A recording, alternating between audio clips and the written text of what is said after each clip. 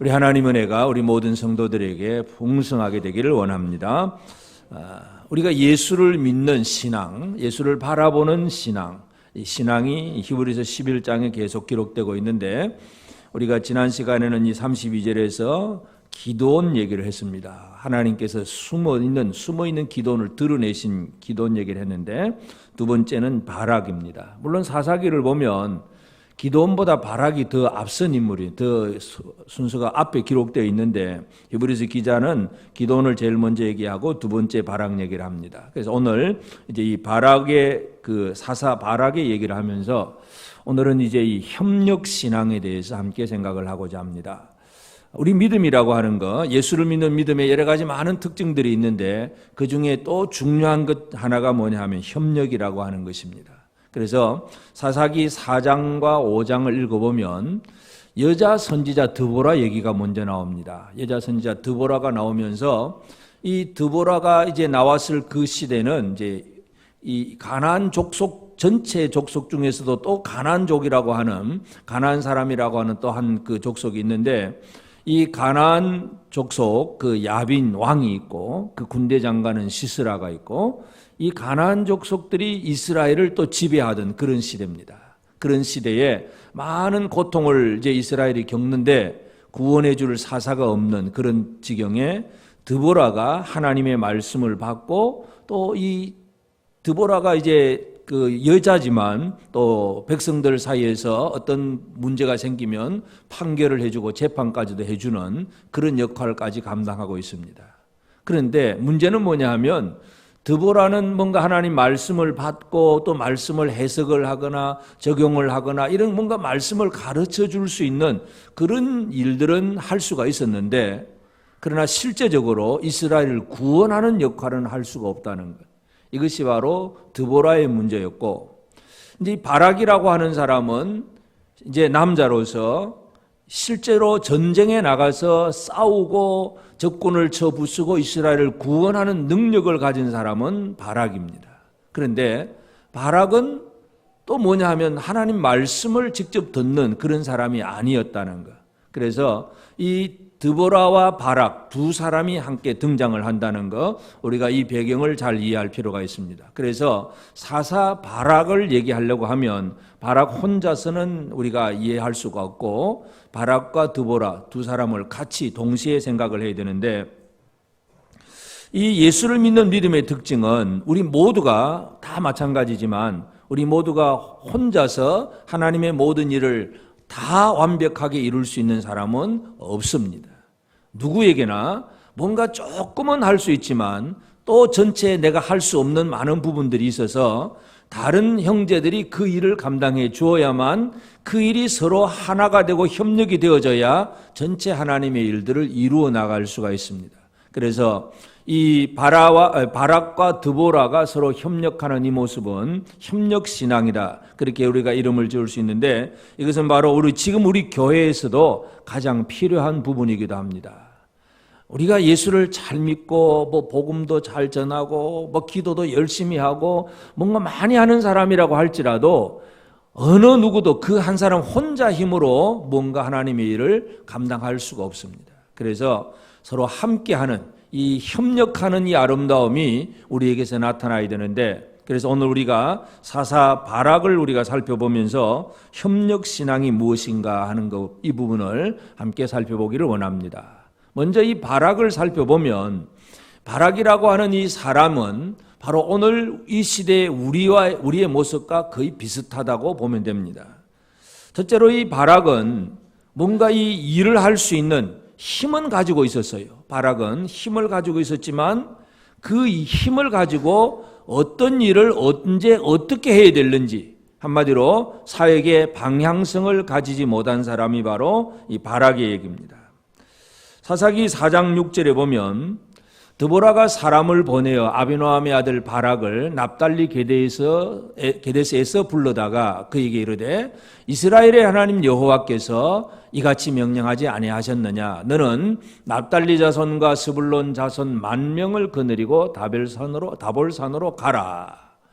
드보라가 바락에게 무슨 얘기를 하냐면 네가 하나님이 명령을 하셨으니까 너는 납달리 자손 스불론 지파의 사람들 10,000명을 거느리고 다볼산으로 가라.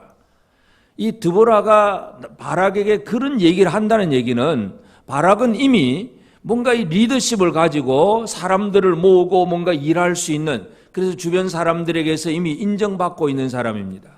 문제는 그런 10,000명을 모을 수 있는 힘은 있지만 그걸 언제 어떻게 사용해야 되는지를 모르는 것, 이것이 바로 바락의 한계점이라는 것입니다. 그래서 힘이 있지만 방향성이 없으면 무능한 삶을 살 수밖에 없는 거예요.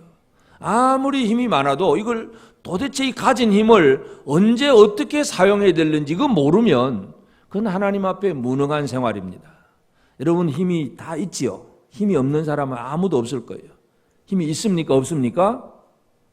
아이고 이제 내가 뭐 나이가 많아가지고 힘도 없다. 힘이 없어도 말할 힘은 있지요? 말할 힘 있습니까? 없습니까? 큰 부자는 아니라도 조그만한 재물은 또 쓸 수 있는 힘은 있습니까? 없습니까? 있지요. 말할 힘도 있고 숨 쉴 힘도 있고 남을 생각할 힘도 있고 다른 사람에게 도움을 줄 만한 뭔가를 해줄 수 있는 힘이 다 있잖아요. 힘 있는 사람들입니다. 문제는 그 가진 힘을 언제 어떻게 써야 되는지 이걸 잘 못하고 있는 것이 대부분 우리 모든 사람들의 문제이기도 합니다. 힘이 없는 사람은 아무도 없어요. 말로는 아이고 나는 못해, 뭐 배운 것도 없고 가진 것도 없고 뭐 건강도 없고 뭐 힘 없다고 얘기하지만 실제로 들어가 보면 다 힘이 있습니다. 말할 힘도 있고 뭔가 남을 생각해 줄 힘도 있고 다 있는 분들입니다. 옆 사람에게 한번 격려해, 당신은 힘 있는 사람입니다. 문제는 이 힘을 언제 어떻게 사용하느냐, 이게 잘 안 되는 것이 바락의 특징이고 오늘 우리의 문제이기도 합니다. 그래서 가진 힘을 잘못 쓰거나 또 이 가진 힘을 쓰지 않으면 이제 무능한 생활을 사는 거예요. 예수님이 어리석은 부자 이야기를 하는데 이 어리석은 부자가 그의 농사를 해가지고 아주 엄청나게 많이 곡식을 거두었습니다. 곡식을 많이 알곡을 거두었다는 얘기는 힘을 가졌다는 얘기예요.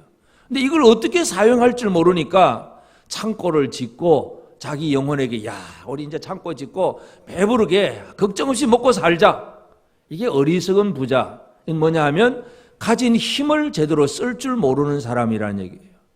또 힘이 있기는 있는데 이 힘을 잘못 사용하는 사람, 가장 대표적인 예로 우리가 다윗을 들 수도 있는데 물론 다윗의 일생 전체가 그런 건 아니지만 우리아의 아내를 범하는 그 과정에서 보여주는 것은 다윗은 가진 힘을 엉뚱한데 잘못 사용했다는 얘기예요.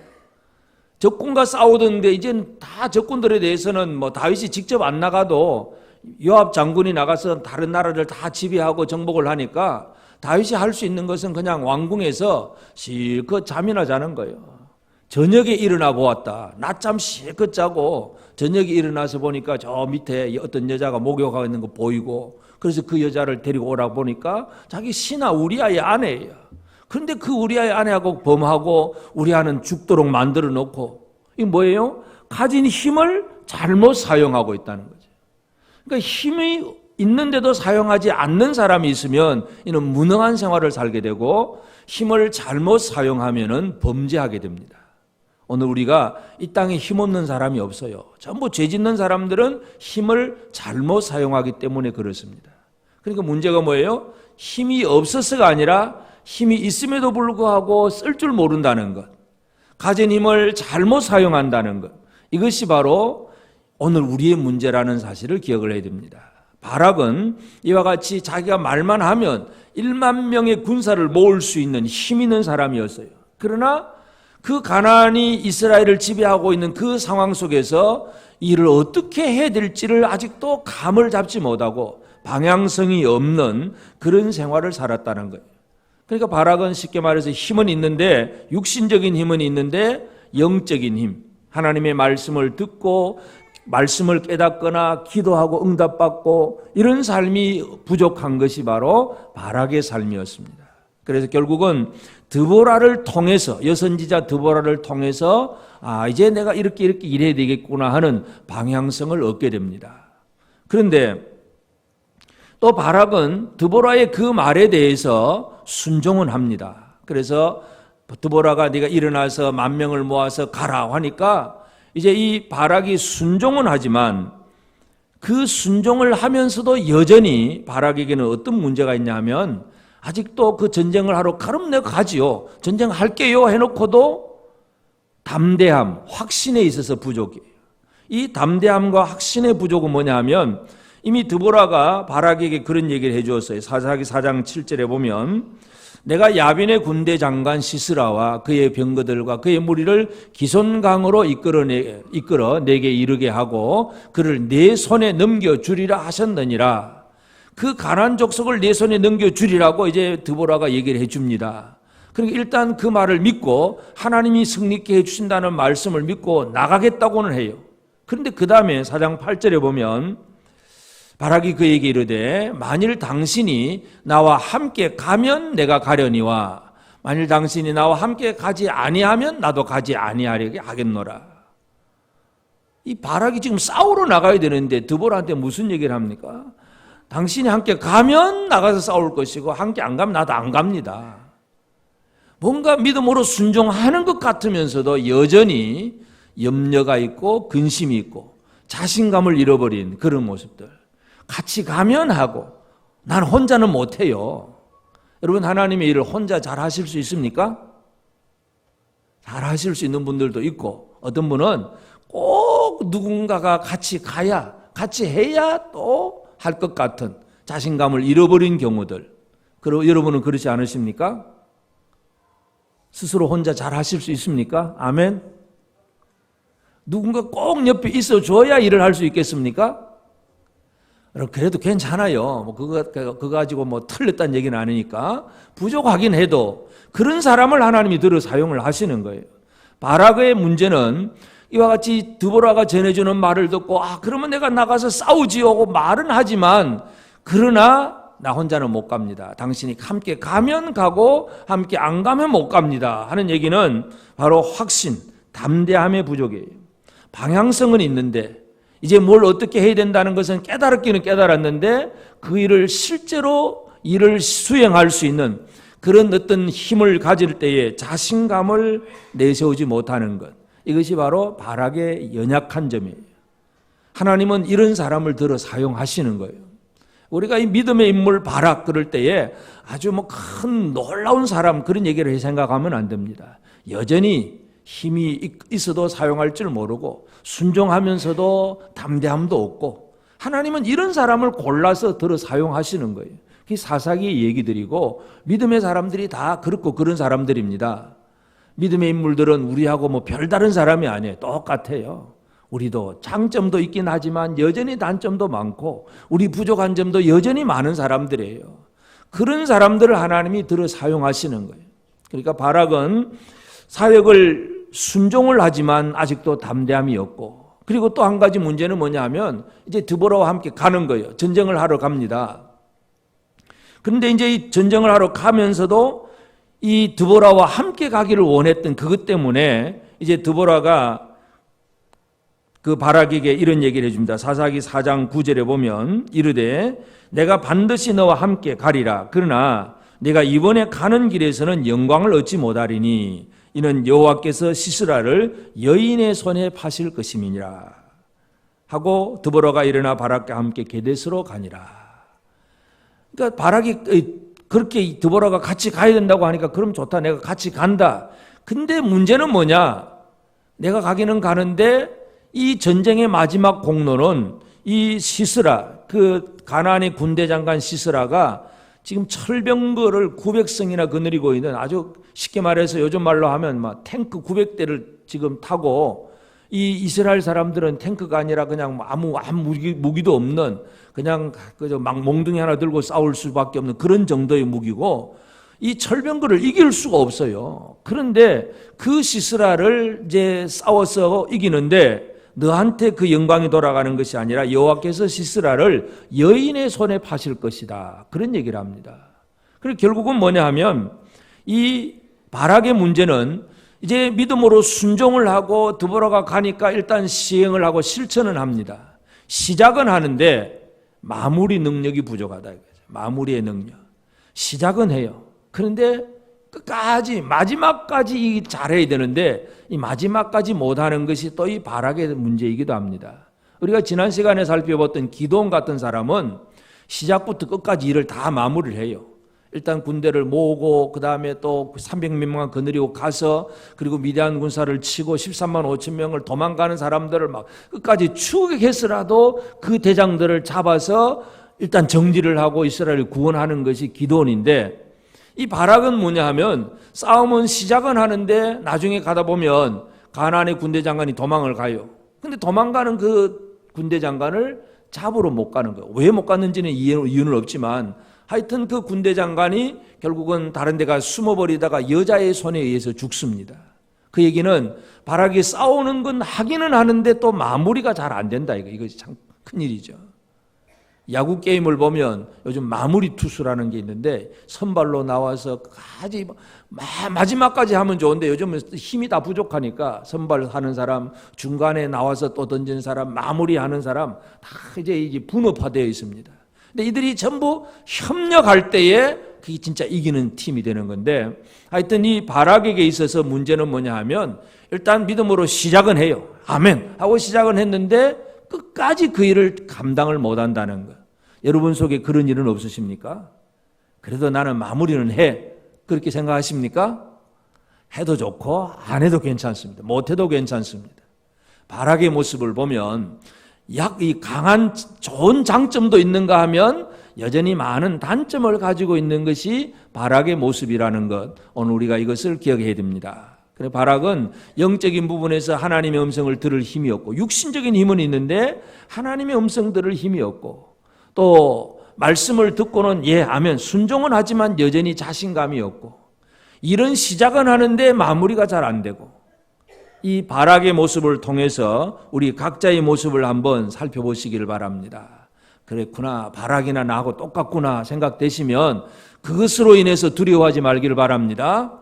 하나님은 바락과 같은 사람을 들어서 사용하시는 하나님이십니다. 그래서 하나님이 바락에게 주시는 것은 바로 협력신앙인데, 하나님이 바락을 어떤 사람으로 만드시느냐 하면 제일 첫 번째가 바락에게는 함께 일할 동력자, 사람을 붙여주신다는 거예요. 사역을 시작할 때에 함께할 사람을 붙여주어서 하나님의 일이 이루어지게 하십니다.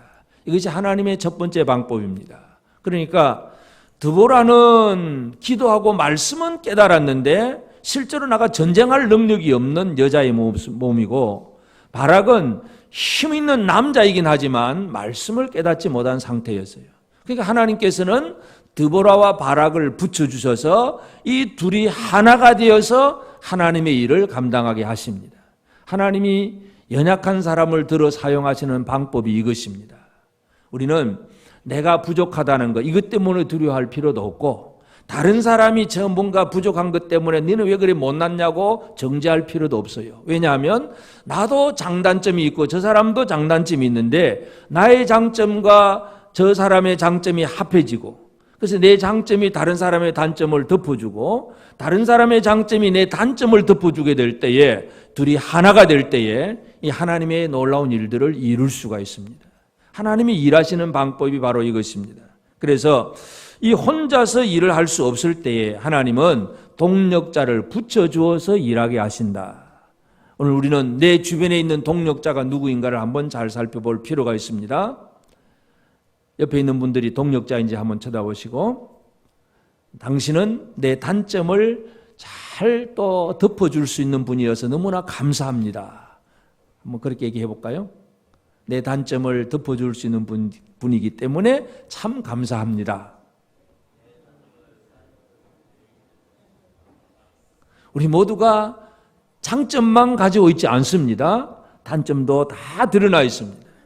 그래서 하나님이 하시는 것은 이 사람의 장점과 저 사람의 장점이 협력해서 상대방의 연약한 점을 덮어줄 수 있는 것. 드보라는 말씀을 깨달은 자로서 말씀 깨닫지 못한 바락에게 말씀을 전해준 역할을 했고, 또 드보라는 전쟁하는 능력이 없으니까 바락은 실제적인 전쟁을 수행하는 능력을 가지고 드보라와 함께 그 이스라엘을 구원하는 사역을 감당하고, 그래서 우리의 연약한 점을 다른 사람의 강점을 통해서 덮어지고 또 아름답게 만들어지는 것, 이것이 하나님께서 일하시는 방법입니다. 그리고 그래서 이 동력자를 통해서 사역을 시작을 하게 하셨는데, 또 하나님은 그 바락이 이제 전쟁을 하러 나갈 때에 사역을 이루는 과정 속에서도 직접적으로 하나님께서 사역을 하십니다. 하나님이 사역을 어떻게 하시냐 하면, 이제 전쟁에서 이기고 온 다음에 이제 사사기 5장에 가보면 드보라와 바락이 노래를 부릅니다. 5장 4절에 보면 여호와께서 주께서 세일에서부터 나오시고 에돔들에서부터 진행하실 때에 땅이 진동하고 하늘이 물을 내리고 구름도 물을 내렸나이다. 이 땅이 진동하고 하늘이 물을 내리고 구름도 물을 내렸나이다, 그런 얘기를 합니다. 쉽게 말해서 큰 비가 내렸다는 얘기죠. 하나님이 하시는 방법이에요. 이거 뭐냐 하면 아까 말씀드린 대로 가나안의 강력한 힘은 뭐냐 하면 철병거 900대입니다. 이 쇠로 된, 철로 된 이 병거, 앞에 말이 끌고 이 기병대, 그 철병거가 이스라엘 사람들에게는 감당할 수 없는 그들의 능력이에요. 철병거가 와서 그냥 휩쓸고 지나가면 상대할 무기가 하나도 없는 거예요. 강력한 무기가 철병거입니다. 그런데 하나님은 그 철병거를 가진 가나안 사람과 겨우 이제 맨발로 쫓아다니고 그냥 총이나 뭐 칼이나 창이나 들고 있는 이스라엘 군대와 전쟁을 하게 되는데, 하나님이 일하시는 것은 뭐냐면 하나님은 하늘에서 물만 내리시면 됩니다. 그럼 어떻게 될까요? 철병거는 요즘같이 뭐 이렇게 땅이 뭐 포장된 데서 전쟁을 한다, 그렇게 생각하면 철병거도 괜찮습니다. 그런데 고대에 비가 내리면 그 땅들이 어떻게 되겠습니까? 진흙탕이 되는 거죠. 진흙탕 속에서 철병거는 어떻게 될까요? 이거는 감당할 수 없는, 오히려 더 무거워서 쩔쩔매는 움직일 수가 없는 거예요. 그러면 철병거가 강력하게 막 휩쓸고 지나다녀야 되는데, 진흙탕 속에 빠져가지고 꼼짝 못하는 철병거는 몇 사람이 쫓아가서 그냥 창으로 찔러버리면 그 철병거는 아무 소용이 없습니다. 하나님이 일하시는 방법은 어떻게 보면 참 간단해요. 그러나 하나님이 그 일을 하셨다는 게 중요한데, 이 가나안과 이스라엘 이 바락의 군대와의 싸움에서 하나님이 바락의 군대로 하여금 승리하게 하시는 방법은 그냥 그 강력한 철병거를 가진 그 가나안 군대에게 하늘에서 물을 내렸다. 구름도 물을 내렸나이다. 비가 얼마나 큰 역할을 했는가를 노래하고 있습니다. 이게 하나님이 일하시는 방법이에요. 그러니까 협력신앙이라고 하는 것은 우리가 믿음으로 한다고 할 때에도 사람과 사람이 협력할 뿐만 아니라 하나님께서도 힘을 보태주신다는 얘기입니다. 믿으십니까? 내가 부족하고 내 능력이 철병거를 감당할 수 없다고, 나는 안 된다고 생각하지만 하나님은 쉽게 해결하십니다. 비만 내리면 철병거는 꼼짝을 할 수가 없습니다. 하나님 일하시는 방법을 신뢰하시기를 바랍니다. 내 눈에 보이는 것, 눈에 보이던 숫자나 강력함, 이것 보고 우리는 안 돼, 못해. 지금까지 바락이 그 생활을 살은 거예요. 군대를 모을 수 있는 힘도 있었지만 저 가난한 사람들은 철병거를 가지고 있고 우리는 그것도 없으니까 안 되겠다고 생각하고 숨어 있었는데, 방법은 하나님 편에서 보면 아주 간단한 방법이잖아요. 하나님은 그렇게 힘을 보태어 주셔서 바락으로 하여금 승리하게 하십니다. 뿐만 아니라 바락이 전쟁을 하고, 그러면 이제 결국 이제 이 군대 장관 이 시스라는 그 철병거 속에 있다가 진흙탕 속에서 뭘 하겠어요? 결국 싸우다가는 이제 도망을 갈 수밖에 없어요.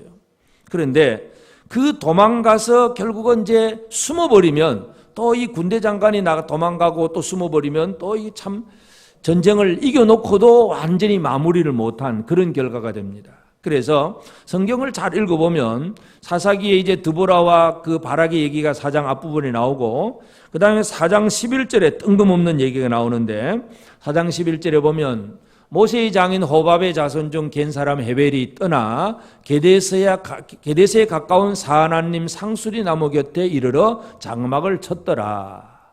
어떤 한 사람이 이사 갔더라, 그 얘기예요. 왜 이사 간 얘기가 거기 끼어드느냐 이거죠. 모세의 장인 호밥의 그 자손이에요. 그러니까 모세하고는 뭔가 인척이 되지만 이스라엘 민족은 아닌 그런 후손들이에요. 그 사람들이 이 헤벨을 떠나서 그 자기 집 잘 있던 곳에서 떠나서 게데세에 가까운 사하나님 상수리 나무 곁에 장막을 쳤더라.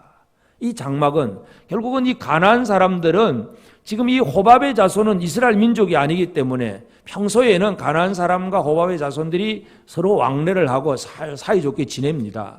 그렇기 때문에 그 호밥의 자손 중에 이 헤벨의 아내가 장막을 쳤던 그곳에 시스라가 이제 도망을 가다가 보니까 자기가 알고 있는 집이고 아는 사람의 집이니까 그 집에 들어가서 숨겨달라고 들어갑니다. 그런데 숨겨달라고 들어갔는데 그 헤벨의 아내가 결국 하는 역할이 뭐냐 하면 시스라를 숨겨주면서 물 달라고 하니까 오히려 저 엉긴 우유를 주면서 더 깊이 잠들게 해놓고 잠재워놓고 누운데 그냥 이 쇠말뚝을 가지고 그냥 머리에다가 그냥 박아버립니다. 아주 끔찍하게 죽어버리는데 헤벨의 아내가 그런 역할을 하는 것은 뭐냐 하면 우리는 하나님의 이스라엘 백성들과 더 가깝다는 그걸 표현하는 거예요.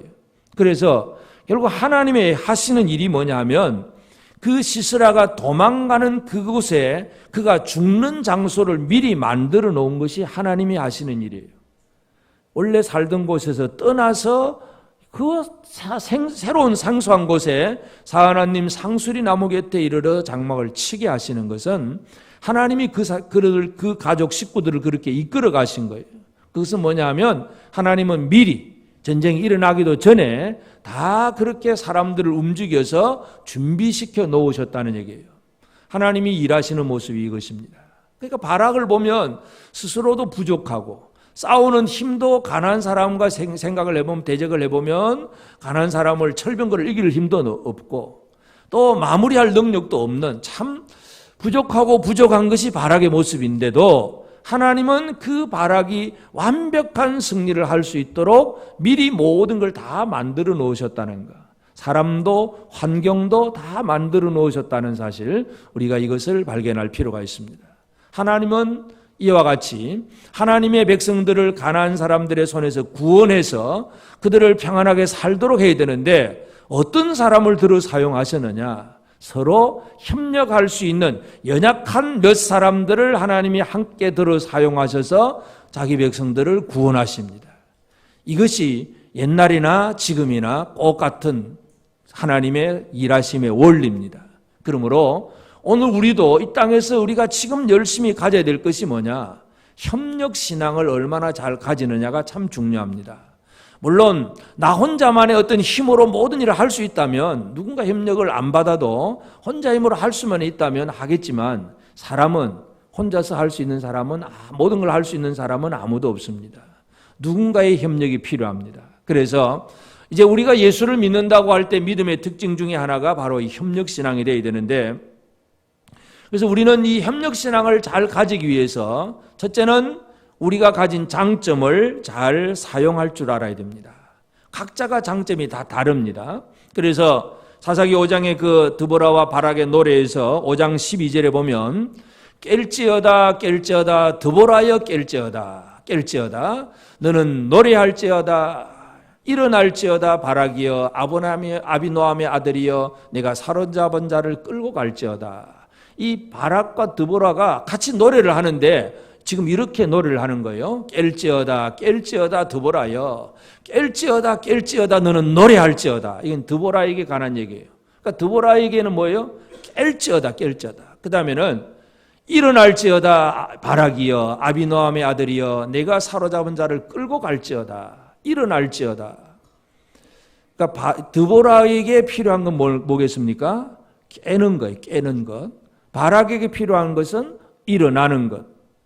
그 다음에 이제 넘어와서 5장 9절에 앞에 9절에 보면 내 마음이 이스라엘의 방백을 사모함은 그들이 백성 중에서 즐거이 헌신하였음이니 여호와를 찬송하라. 그러니까 이 바락과 함께 10,000명이 같이 나갔다 그랬는데 이스라엘 방백들이 하는 일이 뭐냐 하면 즐거이 헌신하였다. 즐겁게 기쁜 마음으로 그 싸움에 자기의 몸을 들였다는 얘기입니다. 그러니까 이 가나안과의 싸움에서 드보라의 역할은 깨어서 하나님의 음성을 듣는 것이고 바락의 역할은 일어나서 실제적으로 활동하고 싸우고 그 사로잡은 자를 끌고 가는 이 힘을 발휘하는 것이고, 다른 이스라엘 여러 방백들을 그런지 함께 일했던 군사들은 즐겁게 그 싸움에 자기를 헌신하는 것이고, 각각의 역할이 다 다릅니다. 그렇지만 그 역할을 제대로 감당하고 그 역할들이 하나가 될 때에 진정한 승리가 있는 것입니다. 깰 자는 깨야 되고, 일어날 사람은 일어나야 되고, 헌신해야 될 사람은 헌신해야 되고, 그 원리는 지금도 우리 교회 안에도 마찬가지입니다. 기도할 사람은 계속 기도해야 되고, 나가서 전할 사람은 계속 나가야 되고, 헌신할 사람은 계속 헌신하고, 우리 모두의 그 한 사람이 모든 일을 다 할 수는 없지만 한 가지 일을 하는 데 있어서는 우리 누구나 뭐든지 할 수가 있습니다. 오늘 우리 성도들에게는 각각의 장점이 있습니다. 이것이 이제 신약시대에 와서 보면 성령의 은사라고 하는 것으로 주어집니다. 근데 문제는 성령의 은사가 각각이 다 있는데, 제일 큰 이제 고린도 교회의 성령의 은사 문제 중에 제일 잘못된 것은 뭐냐 하면, 내가 받은 은사와 네가 받은 은사 누가 더 좋은 거냐, 네 것보다 내게 더 좋은 거다. 이제 이것 때문에 서로 비교하고 경쟁하는 것이 고린도 교회의 문제였어요. 그래서 이 성령의 은사를 사도 바울이 쭉 설명을 하면서 제일 마지막에 결론이 뭐냐 하면, 내가 제일 좋은 길을 보이리라. 제일 좋은 길이 뭘까요? 고린도전서 13장 사랑은. 다시 말해서 어떤 은사를 가지고 아무리 일을 잘할 수 있다고 해도 사랑할 줄 모르면 아무 의미가 없습니다.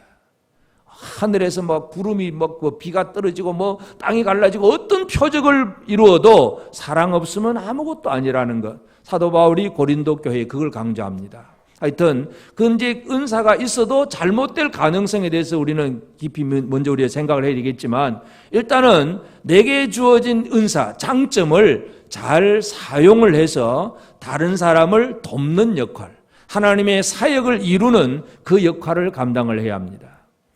은사 중에서 결국 성령이 은사를 주신 것은 이 그리스도의 몸된 교회를 잘 세워가는 그런 목적 때문에 이제 은사를 주시는 거예요. 그래서 지혜의 말씀, 지식의 말씀, 병 고치는 은사, 뭐 방언, 통역 이런 은사들이 막 나타나는데, 이 은사들 중에서 뭔가 이 표적을 행하고 뭔가 신기한 건 있는데 사람을 세워가는 어떤 그 결과가 나타나지 않는 은사 같으면 별 의미가 없어요. 사랑할 줄도 모른다든지. 예를 들어서 방언의 은사도 보면 처음에 교회가 이제 시작될 때 오순절 다락방에 성령의 은사가 나타나고, 그때는 이 각 사람의 나라의 사람의 말로 알아들을 수 있도록, 그것은 이제 방언은 방언이지만 그 얘기는 뭐냐면 복음을 제대로 전하는 과정 속에서 일어나는 방언이에요. 이것은 교회를 세워가는 중요한 은사 중에 하나입니다.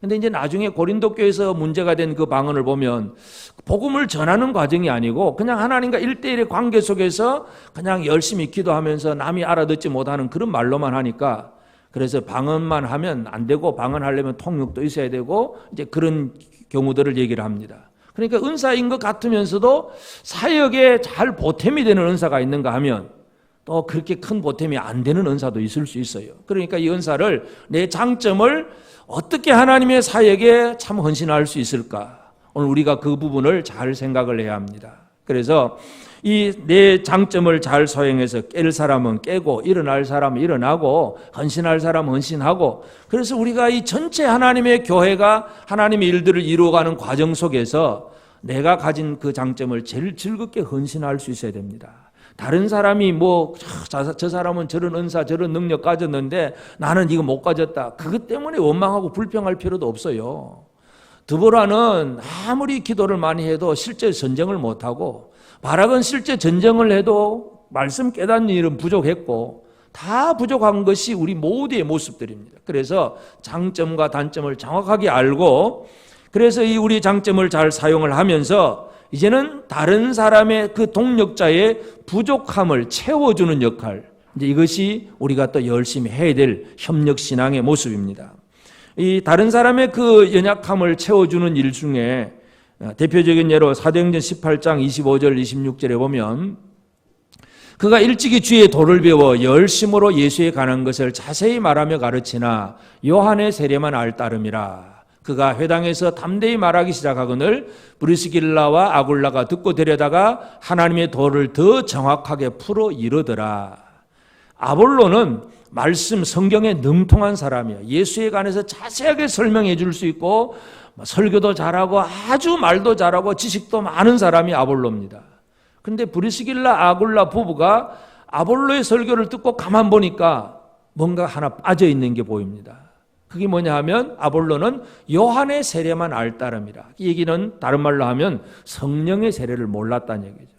그러니까 다른 성경 지식은 많은데 성령 받음에 대해서 이 아볼로가 모르니까, 그래서 브리스길라 아굴라 부부가 하는 것이 뭐예요? 듣고 데려다가 혼자 딱 청병을 데려다가 자기 집에 초청을 해다가 하나님의 도를 더 정확하게 풀어 이르더라. 이게 뭐냐 하면 남의 부족함을 채워주는 일입니다. 옆 사람의 부족함이 좀 보입니까? 한번 쳐다보시고. 부족한 게 있을까요? 없을까요? 내가 안 도와줘도 잘 살고 있었다, 그렇게 생각하십니까? 다른 사람의 부족함이 보여져야 되는데, 그리고 그 부족함에 대해서 비난 정죄가 아니라 내가 어떻게 하면 저 부족을 채워줄 수 있을까? 여기에 우리가 생각을 해야 합니다. 이게 이 협력신앙을 가진 사람에게 있어서 중요한 것은 다른 동력자의 부족함을 채워줘야 돼요. 그래서 하나님 앞에서 내 장점을 잘 사용해서 남을 돕고, 또 다른 사람의 그 장점으로 내 단점을 덮을 수 있도록 도움받는 그것을 또 부끄러워해서는 안 됩니다. 나 혼자 다 할 수 있는데 누가 도와준다. 아니야, 내가 혼자 알 수 있어. 그거는 교만한 사람이에요. 도움을 주기도 하고 도움을 받을 수 있어야 그것이 진정한 하나님의 사역을 감당하는 방법이에요. 갈라디아서 6장 2절에 보면 너희가 짐을 서로 지라. 그리하여 그리스도의 법을 성취하라. 그리스도의 법이 뭐예요? 이게 진짜 지켜야 될 그리스도의 법이 뭐예요? 짐을 서로 지라. 서로. 뭐예요? 내 짐은 내가 지면서도 또 남의 짐을 서로 져주려고 애를 쓰는 거. 이것이 바로 예수 그리스도의 법입니다. 이 법을 지켜야 됩니다. 이 법을 어떻게 지킬까요? 옆 사람의 짐을, 어떤 짐을 서로 져줄 수 있을까 한번 봅시다. 어떤 짐을 져줄 수 있겠습니까? 옆 사람이 잘 안 보이면 앞뒤 사람도 한번 쳐다보시고, 이 형제의 짐을, 어떤 짐을 내가 져줄 수 있을까? 이게 그리스도의 법을 성취하는 일입니다. 우리 교회가 그리스도의 법을 성취하는 교회가 되길 바랍니다. 우리 모두는 완벽한 사람은 아무도 없습니다. 한 사람은 이 부분을 잘하고 또 한 사람은 저 부분을 잘하고 서로 다 다릅니다. 그래서 서로의 짐을 져줄 수 있는, 이게 그리스도의 법을 성취하는 일이기 때문에 오늘 우리가 이것이 꼭 필요합니다. 그래서 협력신앙이라고 하는 것은 하나님이 그렇게 만들어 놓으신 거예요.